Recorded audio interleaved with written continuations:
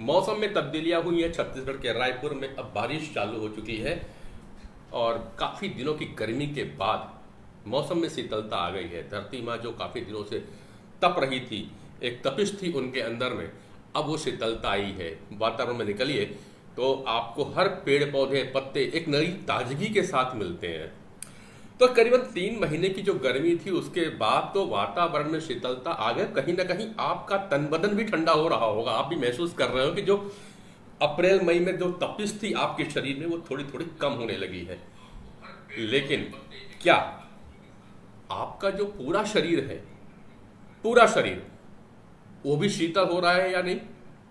चलिए, दुविधा में पड़ रहे होंगे दोस्तों, आप फेसबुक पे जुड़े रहिए, हम इस विषय पे बात करेंगे। मेरे साथ जुड़ रहे हैं डॉक्टर अनिल कुमार गुप्ता जी हैं, श्री गणेश विनायक आई हॉस्पिटल के आप डायरेक्टर हैं, साथ में आप पॉजिटिव हेल्थ जोन के फाउंडर हैं। माइंड ब्रेन बॉडी और सोल की काफ़ी बातें करते हैं, बहुत से लोगों के जीवन में सुधार लाया है। ये बात करते हैं शरीर को शीतल रखने से ज़्यादा है अपने माइंड को शीतल रखने की, अपने दिमाग को शीतल करने की, अपने मन को शीतल करने की। बातें करते हैं कि मन और मस्तिष्क दोनों अलग अलग चीज है। शायद आप भी सहमत हो रहे हैं कि बहुत से लोग को ये लगता होगा यार मन और मस्तिष्क दोनों अलग अलग कैसे हो सकते हैं। चलिए विषय बात करें। सबसे पहले डॉक्टर अनिल जी, आपका बहुत बहुत स्वागत, अभिनंदन करते हैं आज के प्रोग्राम में फेसबुक लाइव पे। नमस्कार। नमस्कार पांडे जी, कैसे हैं आप? अरे सर मस्त है, बढ़िया है, क्योंकि अब तो मौसम ही सुहाना हो चुका है और ऐसे मौसम में कौन कह सकता कि मैं स्वस्थ नहीं हूँ, मस्त नहीं हूँ। हालांकि जो स्वस्थ नहीं है वो भी अपने आप को मस्त बताने लगे हैं। मैं तो यूँ कहूँगा पांडे जी कि मौसम तो इंसान के अंदर होता है। बिल्कुल, मौसम तो इंसान के अंदर होता है। जैसा मूड हो वैसा मौसम होता है।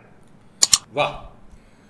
पर ये मूड की आप बात कर रहे हो ना, तो ये मूड भी तो बदलता रहता है। लोगों का मूड कहाँ स्थिर है? अभी देखो निकलते निकलते बढ़िया बेहतरीन मूड पे आदमी निकल रहा था, गाड़ी से बाइक पे चला जा रहा था, कान पे उसने अपने ईयरफोन लगा रखे थे, शायद बढ़िया कोई गाना भी सुन रहा होगा या किसी से बात भी कर रहा होगा सुहाने मौसम में, सुहानी के साथ में।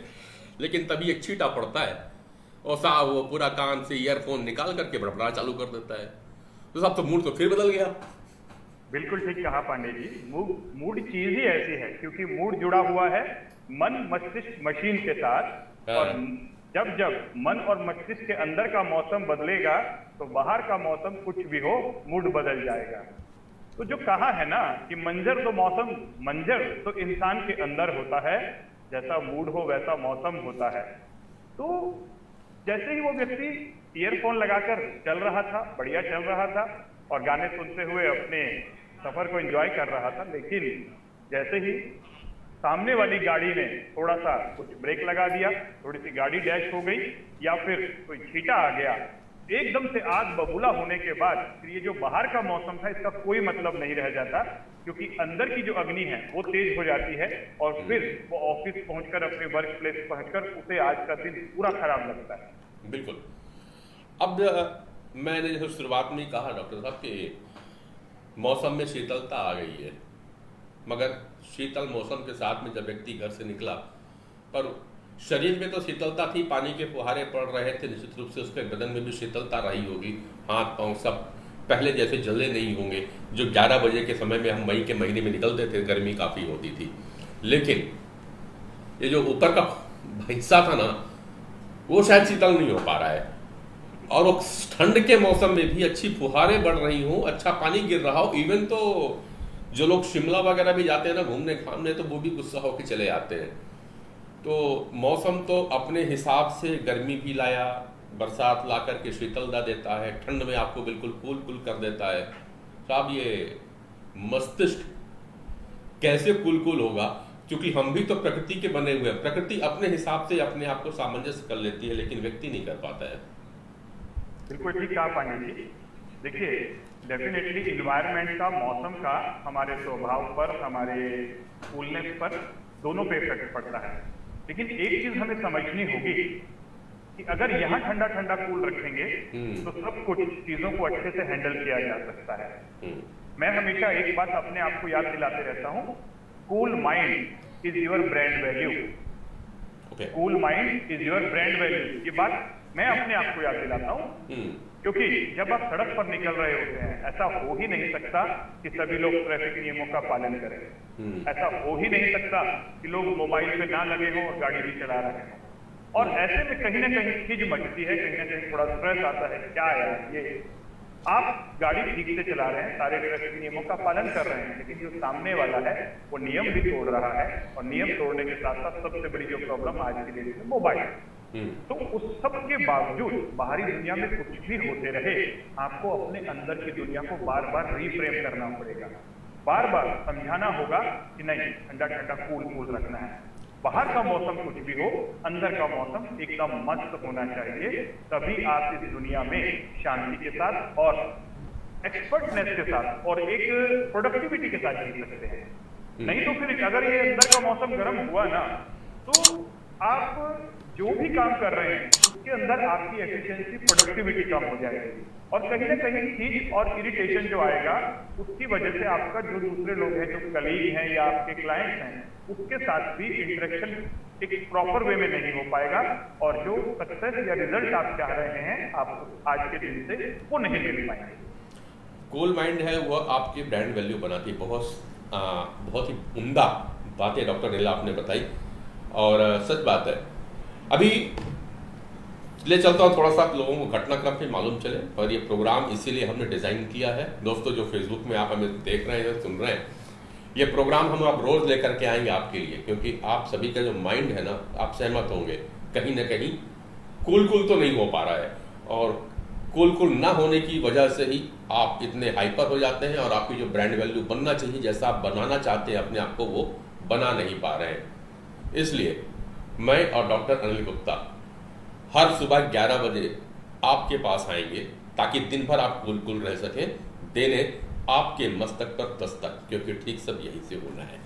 ये मस्तक का दस्तक का प्रोग्राम होगा सुबह 11 बजे फेसबुक लाइव पर। दोस्तों बात एक और होगी कि मस्तक पे दस्तक देने की आपको आवश्यकता क्यों पड़ रही है। बात ये, जब हम बातें कर रहे थे, आप बहुत अच्छे हो, बहुत बढ़िया चलते हो, सबसे अच्छा व्यवहार कर रहे हो, मगर सामने वाला तो आप जैसा नहीं है ना। जो आप एक्सपेक्ट कर रहे हो वो आपकी पूर्ति करेगा नहीं, और कहीं ना कहीं आप इरिटेट होते हो, आप परेशान होते हो, और फिर आप वैसा व्यवहार करने लगते हो जैसा सामने वाला आपसे करवाना चाह रहा था। यानी कि आप अपने अनुसार नहीं, कि फिर दूसरे की कठपुतली बन करके जी रहे हो।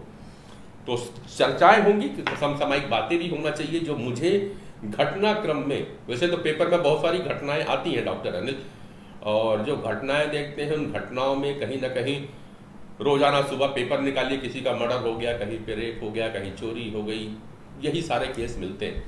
लेकिन एक वर्ल्ड मीडिया में पिछले करीबन 2-3 दिनों से जो हम खबर देख रहे हैं वो है राधिका और अनंत अंबानी की शादी की।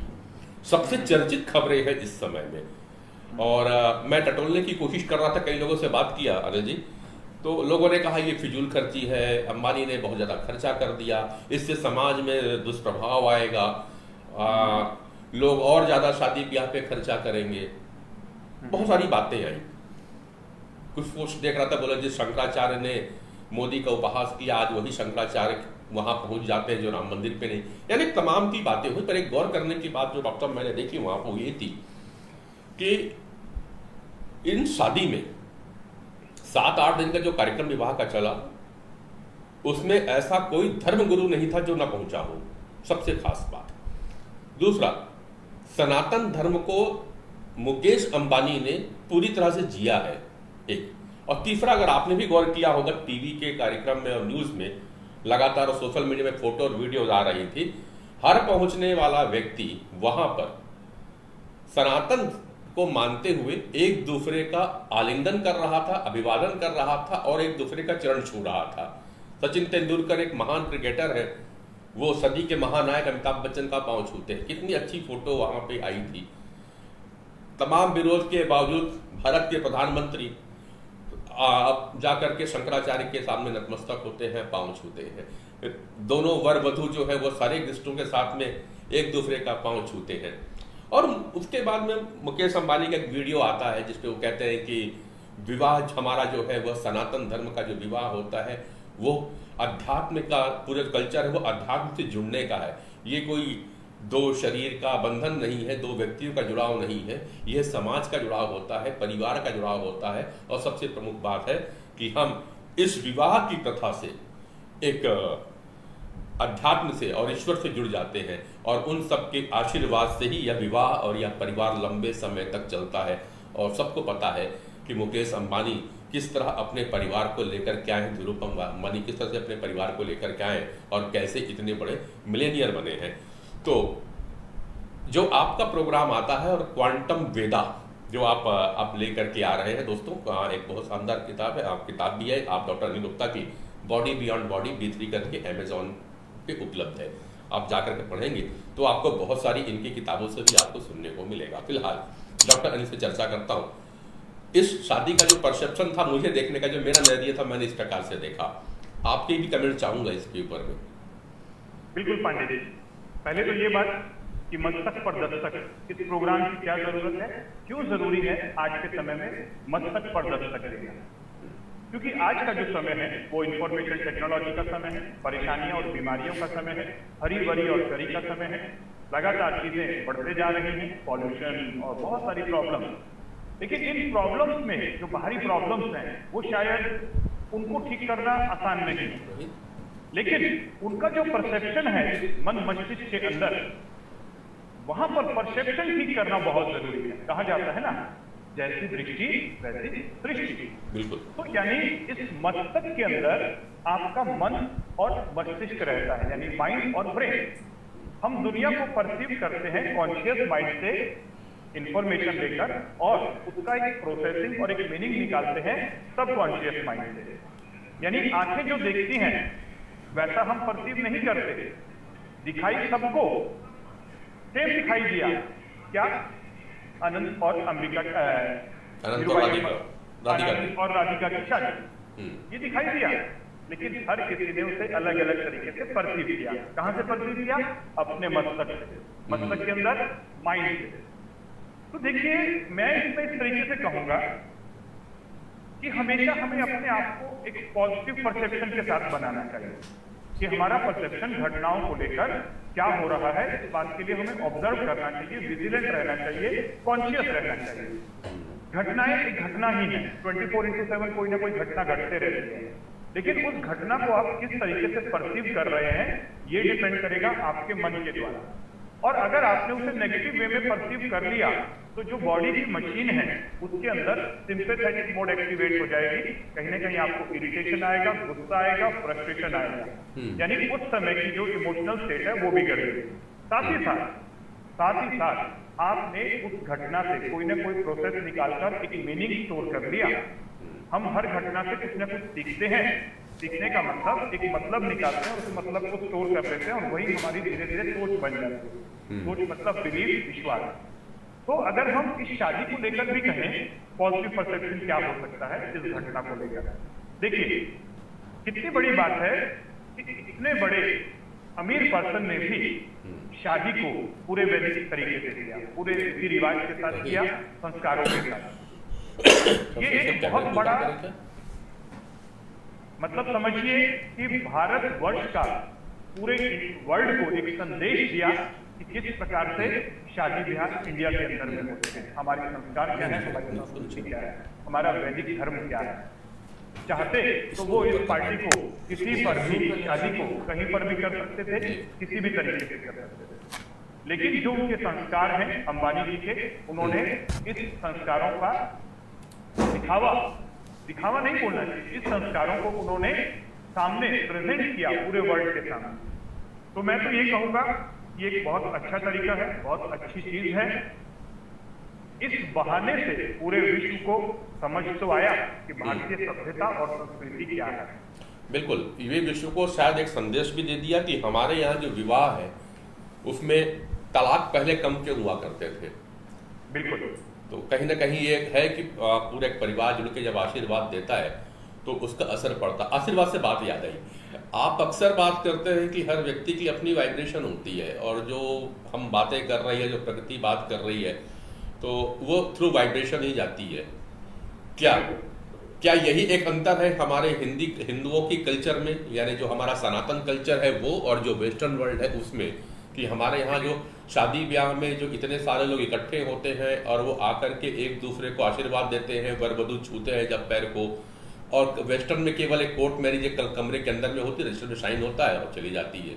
वाइब्रेशन की बात कर रहा हूँ। ये दो तीन चीजें हैं। अगर हम एक वेस्टर्न कल्चर के हिसाब से शादी को कंपेयर करें एक वैदिक कल्चर के हिसाब से शादी, सबसे पहले जो वैदिक कल्चर है वहां पर शादी का जो महोत्सव होता है केवल एक दिन का नहीं होता, 1 घंटे का नहीं होता, करीब करीब 10-15 दिन पहले से सारी तैयारियां शुरू हो जाती हैं। कुछ दिन पहले से ही वर और वधू को घर से बाहर निकलना मना हो जाता है, हल्दी लगा दी जाती है। ये सारी चीजें उस वर और वधू को तैयार कर रही होती हैं आने वाली जिम्मेदारियों को सहन करने की क्षमता डेवलप करने की। क्योंकि जब हल्दी लग जाती है तो कहा जाता है कि आपको दूल्हा को और दुल्हन को अब घर से बाहर नहीं निकलना है, ताकि अब उसे ये महसूस हो कि अब उसके ऊपर जिम्मेदारियां आ गई है। अब वो सिंगल नहीं रहा कि जब चाहे रात को निकल जाए, जब चाहे दिन को निकल जाए, अपनी मन मर्जी नहीं चला सकता। अब उसे फैमिली के हिसाब से, एक दूसरे के हिसाब से कुछ कॉम्प्रोमाइजेस भी करने होंगे और जिम्मेदारियां भी उठानी होंगी। दूसरा, सेहरा बांधा जाता है। सेहरा भी कहीं ना कहीं जो होता है वो ये बताता है कि अब आपके सर के ऊपर जिम्मेदारियां आ रही हैं। तीसरी बात, इतने सारे लोगों के सामने वो गवाह होते हैं। हमारे यहाँ कोई रजिस्टर में साइन नहीं कराया जाता, लेकिन इतने सारे लोग जो मौसा, नाना, बुआ, चाची, दादा, इतने सारे लोग, दोस्त, रिश्तेदार सब जो होते हैं उनके सामने आप ये शादी की रस्में निभाते हैं। तो फिर जब आपके मन में तलाक देने का भी आता है, जब मन मुटाव पैदा हो जाता है शादी के बाद, तो आप फिर एक बार सोचते हैं कि लोग जो मेरे रिश्तेदार हैं वो क्या सोचेंगे, क्या इस चीज को निपटाया नहीं जा सकता, क्या तलाक की हर चीज का सोल्यूशन नहीं है। बिल्कुल। तो ऐसे में ये जिम्मेदारियां और अच्छा हो जाती हैं।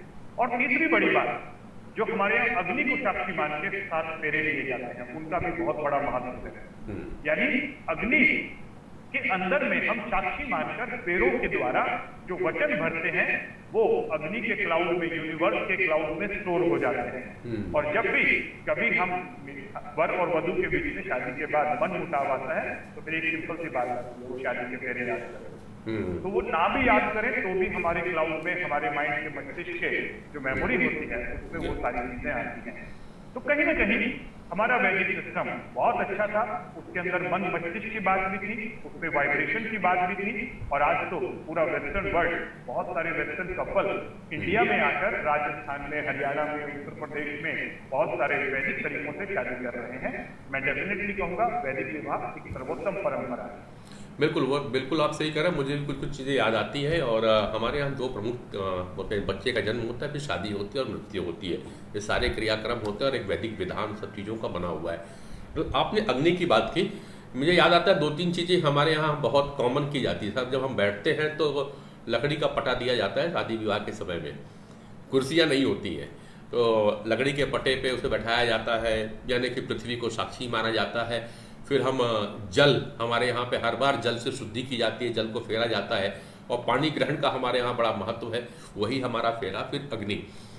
तो ये सारे चीज़ों को हम देखते तो जैसे वैदिक विज्ञान में कहा जाता है कि 5 तत्वों का मिला हुआ हमारा शरीर है, जिसमें आप कहते हो कि पृथ्वी है, जल है, अग्नि है, वायु है, आकाश है। इन सारे चीज़ों को लेकर के हमारे यहाँ शादी की जाती है।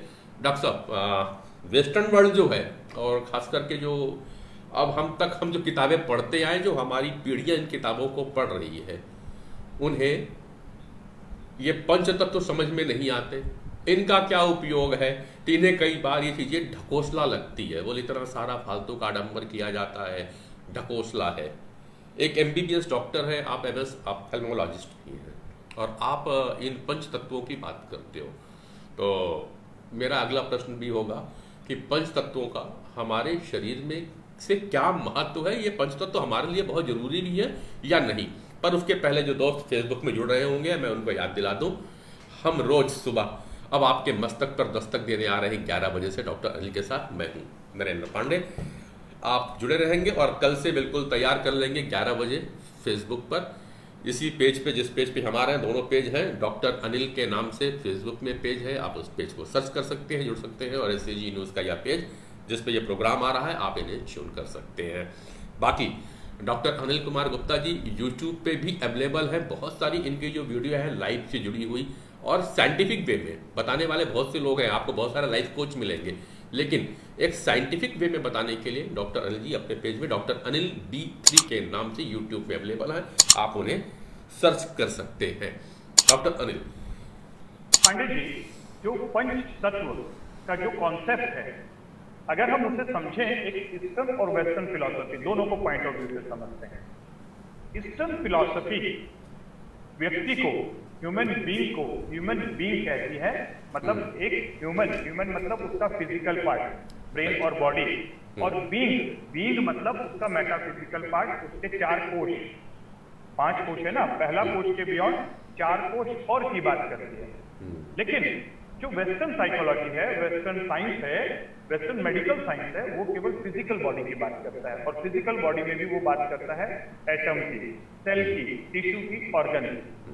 लेकिन हमारी वैदिक फिलॉसफी एटम से भी नीचे तत्वों की बात करती है, 5 तत्व, कि हमारा शरीर 5 तत्वों से मिला हुआ है।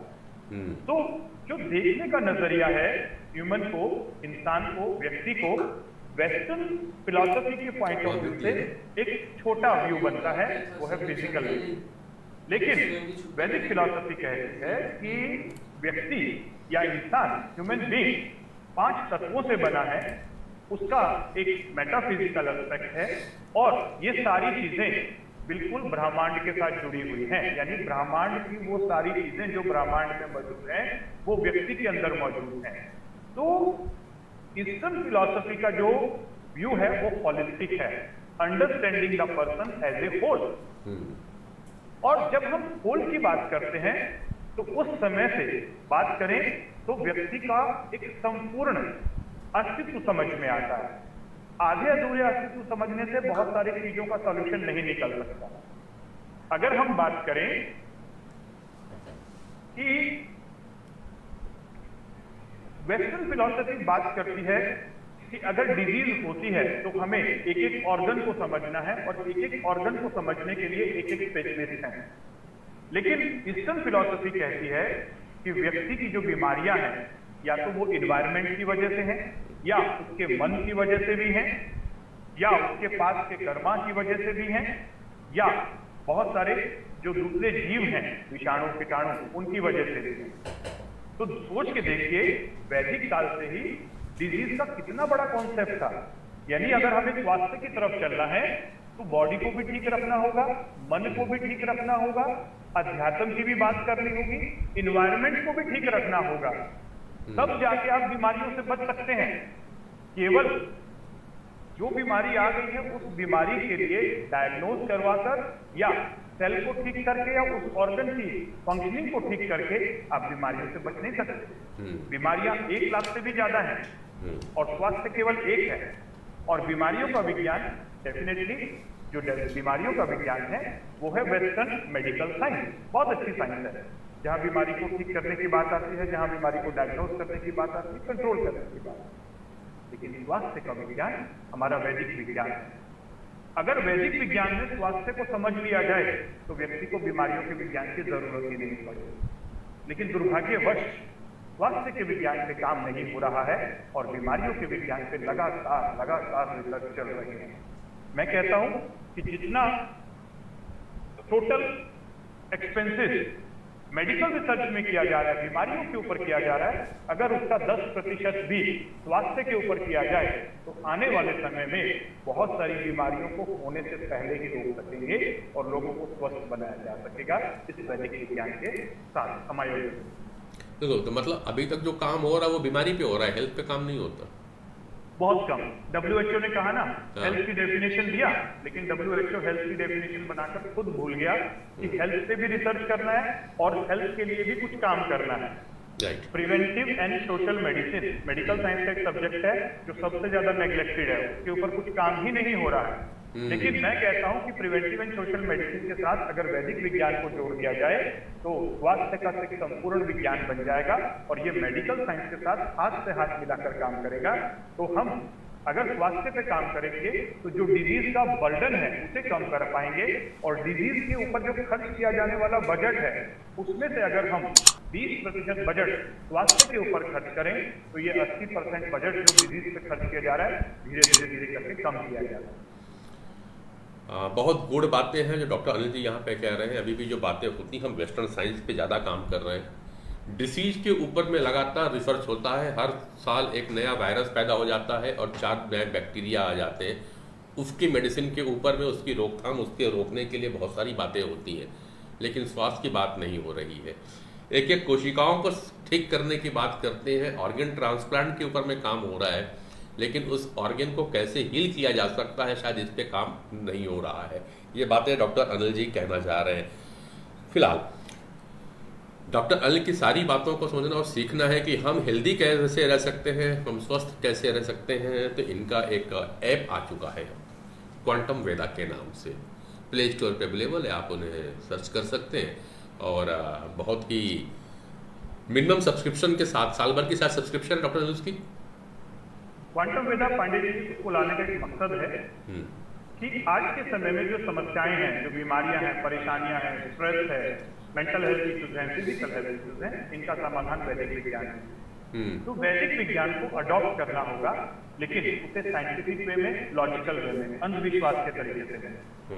दूसरी बात, उसे प्रैक्टिकली अडॉप्ट करना होगा, प्रैक्टिकल बनाना होगा, ताकि मैं उसे अपनी दिनचर्या में शामिल कर सकूं। केवल बोलने के लिए नहीं कि वैदिक विज्ञान अच्छा है, उसे प्रैक्टिकल बनाना होगा। तो साइंटिफिक, प्रैक्टिकल, इजिली अडॉप्टेबल वे जो है वो है क्वांटम वेदा। वैदिक विज्ञान को क्वांटम साइंस की मदद से समझकर डे टू डे लाइफ में कैसे इंप्लीमेंट करना है, चाहे वो बात को फिजिकल बॉडी की, चाहे मनोमय कोश की, मन की, चाहे इंटेलेक्चुअल पावर की, चाहे इमोशनल स्टेबिलिटी की, और चाहे स्पिरिचुअलिटी की। ये सारी बातें वैदिक विज्ञान में है, होलिस्टिक हेल्थ। तो हमने क्वांटम वेदा नाम से एक ऐप बनाया है, जिसके द्वारा हम आप तक वो इंफॉर्मेशन, वो नॉलेज साइंटिफिक वे में, लॉजिकल वे में पहुंचाएंगे, और उसे डे टू डे लाइफ में कैसे इंप्लीमेंट करना है, ये सारी चीजें वहां पर दी जाएंगी। वैसे तो ये ऐप फ्री ऑफ कॉस्ट है पांडे जी, क्योंकि मैंने सोचा कि जितना मैंने जाना एक MBBS MS डॉक्टर बनने के बाद, वैदिक विज्ञान को भी समझने के बाद, सारी साइंसेस का समायोजन करने के बाद, जो मेरी नॉलेज है उसे मैं लोगों तक दूं, इसलिए मैंने इसे फ्री ऑफ कॉस्ट रखा है। लेकिन मेरी टीम ने इसको कहा कि इस पूरे नॉलेज को एक प्लेटफॉर्म पे सस्टेन करने के लिए कुछ एक्सपेंसेस आते हैं, तो जो मेंटेनेंस चार्जेस हैं वो 2100 के उन्होंने मेंटेन करने के लिए टीम ने रखे हुए हैं। तो ऐप को ईयरली बेसिस पे रन करने के लिए 2100 का एक कॉन्ट्रीब्यूशन है, जो क्वांटम वेदा मिशन के लिए है। और मिशन है to make this world a healthier and happiest place to live in, to make a family healthy and happy with the help of integration of modern science with Vedic wisdom, complete solution. Thank you doctor. बहुत अच्छी बात है, और कहा कि एक mission के लिए हम ले रहे हैं, मिशन के लिए एक डोनेशन है, एक सहयोग है आपका। मिशन है लोगों को खुशहाल और स्वस्थ रखने के लिए, हेल्दी रहे और आप हैप्पी रह सके। उस मिशन में शामिल होने के लिए 2100 रुपये का टोकन है। अब हेल्दी और इसकी बात आती है डॉक्टर साहब, तो हमारे यहाँ पे फिल्मों और सोशल मीडिया पे दिखाया जाता है कि यार आपको खुश रहना है तो आपको एक बोतल वोडका के साथ चलना चाहिए, और गम भुलाना है तो सिगरेट का कस होना चाहिए।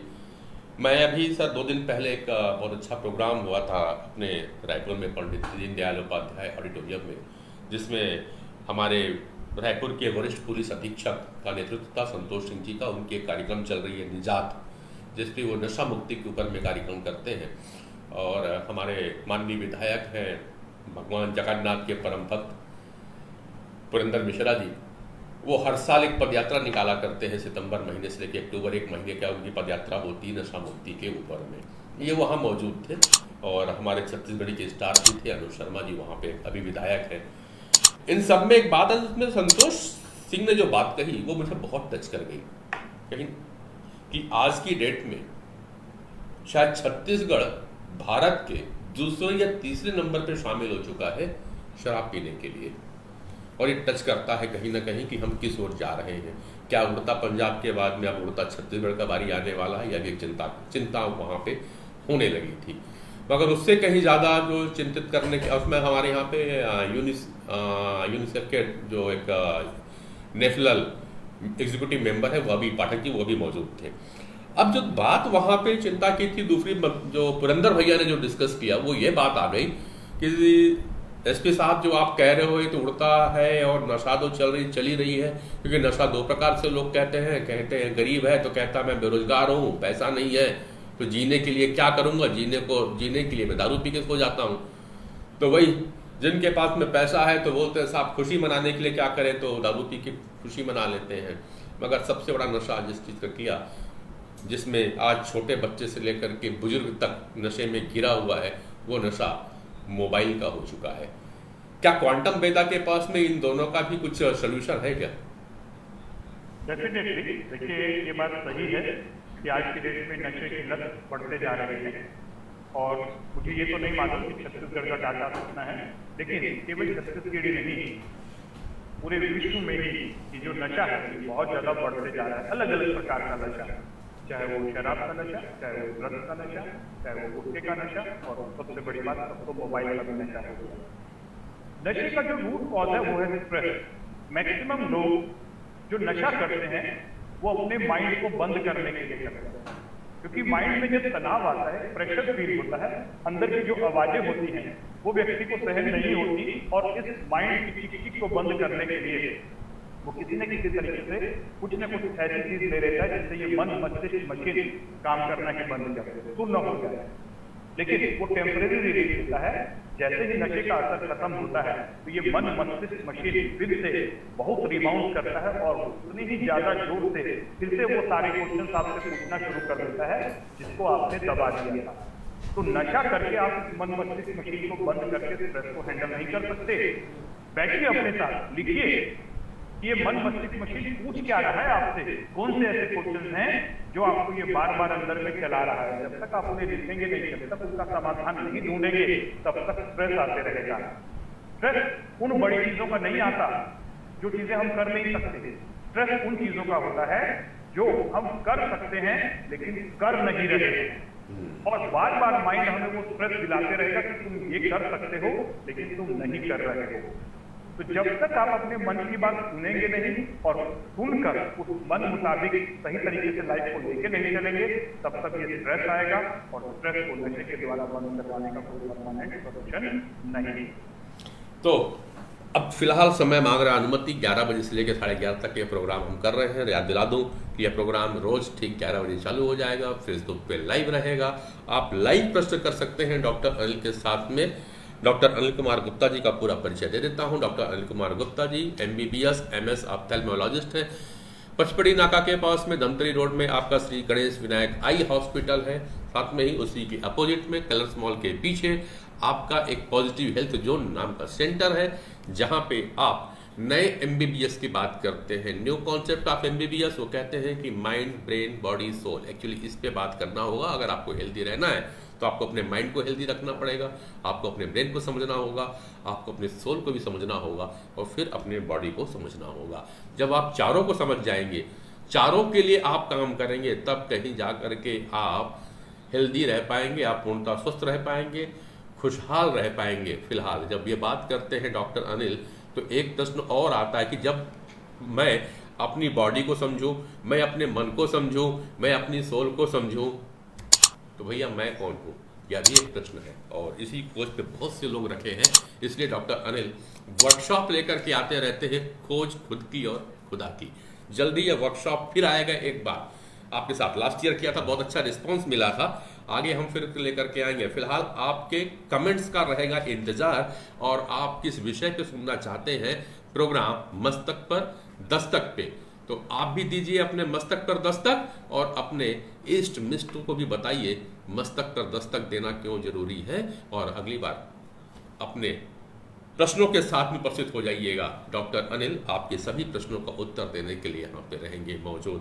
तो डॉक्टर साहब बहुत बहुत धन्यवाद आपका। अंतिम शब्दों, अंतिम विराम के साथ कोई संदेश हमारे फेसबुक के दोस्तों के लिए? संदेश केवल इतना कि हमें आज की डेट में ये जो मार्केटिंग वर्ल्ड है बुद्धू बना रहा है, नींद में सुला रहा है, जागना है और बुद्धू से बुद्ध की यात्रा पर चलना है। समझदार बनना है, स्मार्ट बनना है, सहज बनना है, सजग बनना है, ताकि इस मन मस्तिष्क मशीन को कोई हाईजैक ना कर सके। इसका रिमोट कंट्रोल अपने पास रहना चाहिए। दीजिए अपने मस्तक पर दस्तक, क्योंकि ठीक सब यहीं से होना। Thank you very much. Thank you. तो व्यस्त रहे, जहां भी रहे जबरदस्त रहे, बिल्कुल जबरदस्त के साथ में रहे। और दुनिया आपको बुद्धू बनाने पे लगी हुई है। आप करिए बुद्धू से बुद्ध की यात्रा हमारे साथ, हमारे प्रोग्राम मस्तक पर दस्तक में। नमस्कार।